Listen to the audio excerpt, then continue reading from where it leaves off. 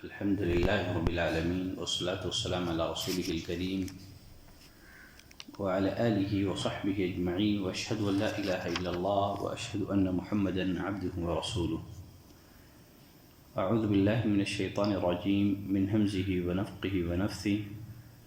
يوصيكم الله في أولادكم للذكر مثل حظ الأنثيين فإن كن نساء فوق اثنتين فلهن ثلثا ما ترك وإن كانت واحدة فلها النصف ولأبويه لكل واحد منهما السدس مما ترك إن كان له ولد فإن لم يكن له ولد ورثه أبواه فلأمه الثلث فإن كان له إخوة فلأمه السدس من بعد وصية يوصي بها أو دين.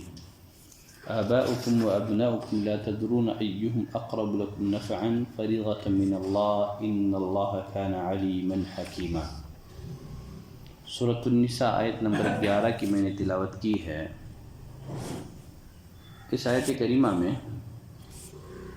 اللہ کا ارشاد ہے، اللہ تمہاری اولاد کے بارے میں حکم کرتا ہے کہ ایک لڑکے کا حصہ 2 لڑکیوں کے برابر ہے، اور اگر صرف لڑکیاں ہی ہوں اور 2 سے زیادہ ہوں تو انہیں مال متروکہ کا 2/3 ملے گا، اور اگر ایک ہی لڑکی ہو تو اس کے لیے آدھا ہے، اور میت کے ماں باپ میں سے ہر ایک کے لیے اس کے چھوڑے ہوئے مال کا 6واں حصہ ہے اگر اس میت کی اولاد ہوں، اور اگر اولاد نہ ہوں اور ماں باپ وارث ہوتے ہوں تو اس کی ماں کے لیے 3واں حصہ ہے. ہاں اگر میت کے کئی بھائی ہوں تو پھر اس کی ماں کا 6واں ہے. پھر آگے اللہ نے فرمایا من بعد وصیۃ یوصی بہا او دین، اس وصیت کے بعد جو وہ کر جائیں یا خرچ کے بعد. میراث کی تقسیم کب کی جائے گی؟ اہل علم نے ترکے کے 4 مصارف بتائے ہیں. نمبر 1، میت کے مال میں سے سب سے پہلے تکفین و تدفین کے اخراجات پورے کیے جائیں گے، اس لیے کہ میت اپنے مال کا دوسروں کے بنسبت زیادہ حقدار ہے. نمبر 2، پھر جو ترکہ بچ جائے اس سے میت کے تمام قرضے ادا کیے جائیں گے. میت کے ذمے جو دوسروں کے مالی مطالبات ہیں، حقوق ہیں، وہ ادا کیے جائیں گے.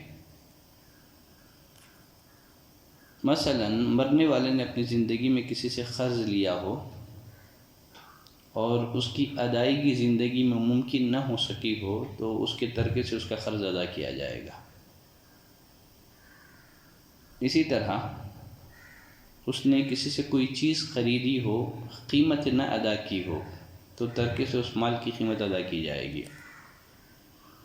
کسی کو ملازم رکھا ہو، اس کی تنخواہ نہ ادا کی ہو تو ترکے سے اس ملازم کی تنخواہ ادا کی جائے گی. اگر کسی نے بیوی کا حق مہر ادا نہ کیا ہو تو اس کی ادائیگی بھی ترکے سے کی جائے گی. اگر میت پر حج فرض ہو چکا ہو، کسی وجہ سے حج نہ کیا ہو تو اس کے مال متروکہ سے حج کیا جائے گا. اس کے ذمے زکوٰۃ ہو تو زکوٰۃ نکالی جائے گی. تیسرے نمبر پر تجہیز اور تکفین اور خرچ کی ادائیگی کے بعد جو ترکہ بچ جائے اس کے 1/3 سے میت کی وصیتوں کو پورا کیا جائے گا. تو اسی لیے اللہ نے فرمایا من بعد وصیہ، یہ جو ترکے کی تقسیم ہے یہ وصیت کے بعد ہے یا قرض کی ادائیگی کے بعد ہے. وصیت میت کے اس حکم کو کہتے ہیں جس پر موت کے بعد عمل کیا جاتا ہے. وصیت کو 2 گواہوں کی موجودگی میں تحریر کرنا چاہیے تاکہ بعد میں کوئی اختلاف پیدا نہ ہو. شریعت اسلامیہ میں وصیت کا قانون رکھا گیا ہے تاکہ قانون میراث کے روح سے جن عزیزوں کو میراث میں حصہ نہیں ہے اور وہ مدد کی مستحق ہوں، تاکہ وصیت کے ذریعے سے ان کی مدد کی جائے. مثلا یتیم، پوتا اور پوتی. قانون میراث کے اعتبار سے اولاد کی موجودگی میں، بیٹوں کی موجودگی میں ان کا کوئی حصہ نہیں ہے۔ تو اللہ نے وصیت کا قانون اس لیے رکھا ہے تاکہ قانون میراث کی روح سے جن عزیزوں کو میراث میں حصہ نہیں ہے اور وہ حاجت مند ہیں اور وہ ضرورت مند ہیں تو ان کی مدد کی جائے۔ ابتداء اسلام میں آیت میراث نازل ہونے سے قبل ہر شخص پر لازم تھا کہ وہ وصیت کے ذریعے اپنے وارثوں کے حصے مقرر کر جائے تاکہ اس کے مرنے کے بعد خاندان میں جھگڑے نہ ہوں اور کسی حقدار کا حق نہ مارا جائے۔ جب آیت میراث نازل ہوئی، سورۃ النساء کی جو آیتیں جب نازل ہوئیں تو پھر وصیت کا وجوب ختم ہو گیا، لیکن اس کا استحباب باقی ہے 2 شرطوں کے ساتھ۔ نمبر 1، جو شخص وراثت میں متعین حصے پا رہا ہو اس کے لیے وصیت نہیں کی جا سکتی، مثلا ماں، باپ، بیوی، شوہر اور اولاد، جیسا کہ سنن نبی داؤد اور ترمذی کی روایت میں، سنن نسائی اور ابن ماجہ میں بھی یہ روایت موجود ہے۔ نبی کریم صلی اللہ علیہ وسلم نے فرمایا ان اللہ قد اعطى كل ذی حق حقہ، اللہ تعالیٰ نے ہر وارث کا حصہ مقرر کر دیا ہے، فلا وصیت لوارث، اب کسی وارث کے لیے وصیت کرنا جائز نہیں ہے۔ یہ پہلی شرط ہے۔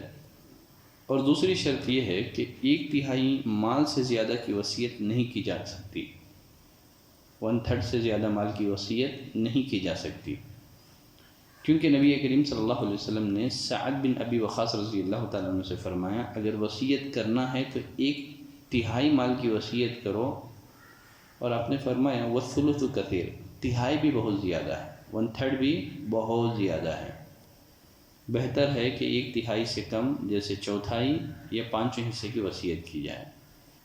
تجہیز، تکفین، ادائے قرض اور وصیت کے نافذ کر لینے کے بعد جو کچھ ترکہ بچ جائے گا شریعت کے اصولوں کے مطابق وارثوں میں تقسیم کیا جائے گا، اگر کچھ نہ بچے تو کسی کو کچھ نہیں ملے گا۔ تو اسی لیے اللہ نے فرمایا من بعد وصیۃ یوصی بہا او دین، میراث کی جو تقسیم ہے وصیت کے بعد اور قرض کی ادائیگی کے بعد ہوگی۔ اس آیت کریمہ میں اور ایک قابل غور نکتہ یہ ہے، جیسے امام قرطبی رحمۃ اللہ علیہ فرماتے ہیں من بعد وصیۃ یوصی بہا او دین، گرچہ قرض کا ذکر وصیت کے بعد ہے، پہلے وصیت کا ذکر ہے، من بعد وصیۃ یوصی بہا او دین، گرچہ اس آیت کریمہ میں قرض کا ذکر وصیت کے بعد ہے، مگر سلف و خلف کا اس بات پر اجماع ہے کہ ادائے قرض وصیت پر مقدم ہے، پہلے قرض ادا کی جائے گی، بعد میں وصیت پورا کیا جائے گا۔ اب یہاں ایک سوال یہ رہ جاتا ہے کہ اللہ نے وصیت کو قرض پر مقدم کیوں کیا ہے؟ اس کی بہت ساری حکمتیں ہو سکتی ہیں، لیکن اس کی ایک اہم ترین وجہ یہ ہے تاکہ لوگ اس حقیقت کو جان لیں، جس طرح قرض کی ادائیگی ضروری ہے اسی طرح وصیت کا نفاذ یہ بھی ضروری ہے۔